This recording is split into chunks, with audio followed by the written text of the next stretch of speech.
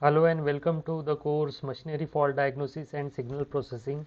Today's topic is design of measurement system in CBM.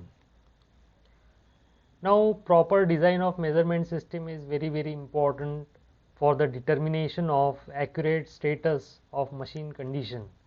So, if the measurement system is accurate, then it will generate a correct signal, and analysis of correct signal would lead to the correct diagnosis of the machine condition, and that would lead to the correct conclusion out of the analysis. But if the measurement system is not properly designed, its resolution is not proper, its sensitivity is not proper, then the entire analysis would lead to some wrong conclusion, and it would lead to the entire measurement as complete garbage. Okay, so in this today's presentation we will see what are the important constituents of any measurement system and how these important constituents can be designed properly for the correct design of measurement system. So these are the components of measurement system. The first is transducer or a sensor. So sensor senses the physical quantity which you are measuring.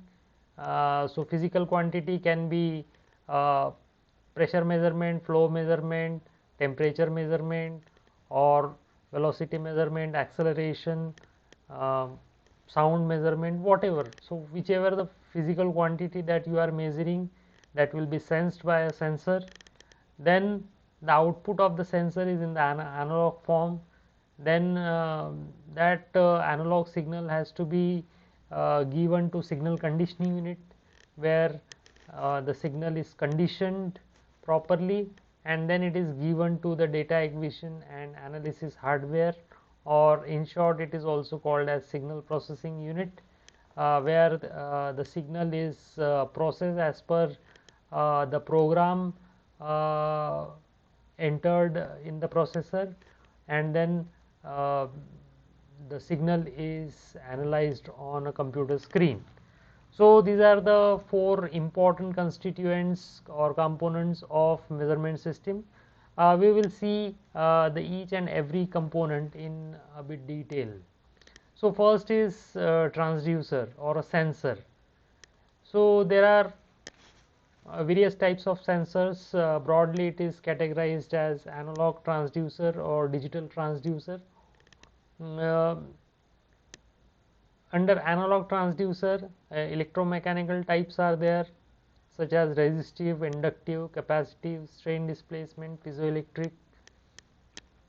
Resistive type of transducer is the one in which the voltage is generated because of the change in resistance. Inductive transducer is the one in which voltage is developed because of the change in electromagnetic induction. And in capacitive type, the voltage is generated because of the change in the capacitance. So these are the three principles on which these electromechanical transducer works. Apart from that, there is strain displacement type and piezoelectric type. So piezoelectric is a smart material which develops voltage whenever it experiences a force. So piezoelectric is very popular, particularly in vibration analysis. Then there are digital transducers such as frequency generating type and digital encoder.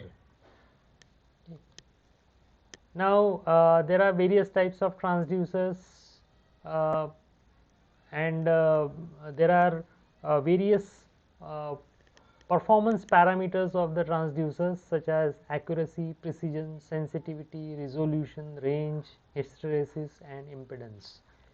Now everybody knows what is the accuracy and precision is. Sensitivity is very important for the transducer.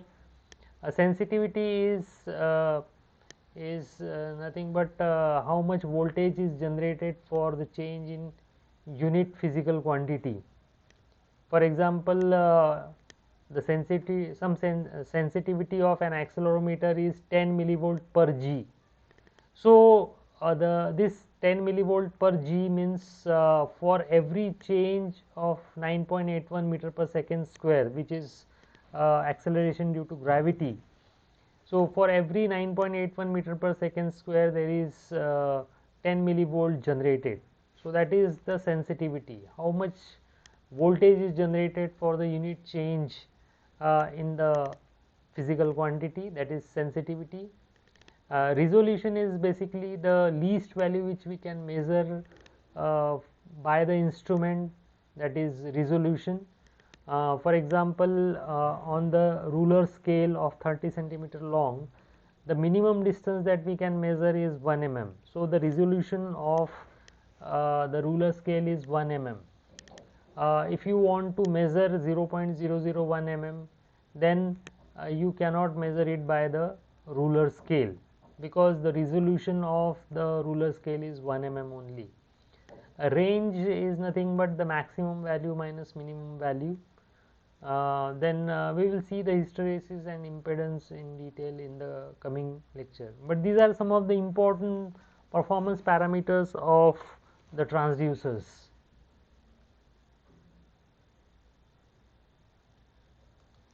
Then the second is signal conditioning unit. So the function of signal conditioning unit is power supply, then amplification, then filtration, then linearization, analog to digital conversion. So these are the functions of signal conditioning unit.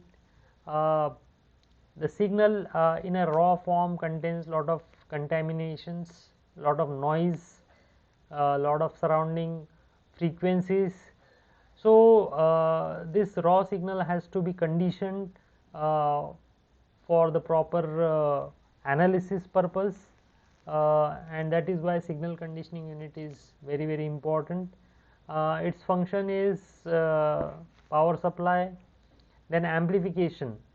The signal generated by the transducer is in the range of millivolt, so that has to be amplified for further processing. So amplification is one of the function of signal conditioning unit. Then next is filtration. As I said, the raw signal contains lot of unwanted contaminated frequencies, so that has to be filtered out for the accurate measurement or accurate analysis. So signal conditioning unit do filtration.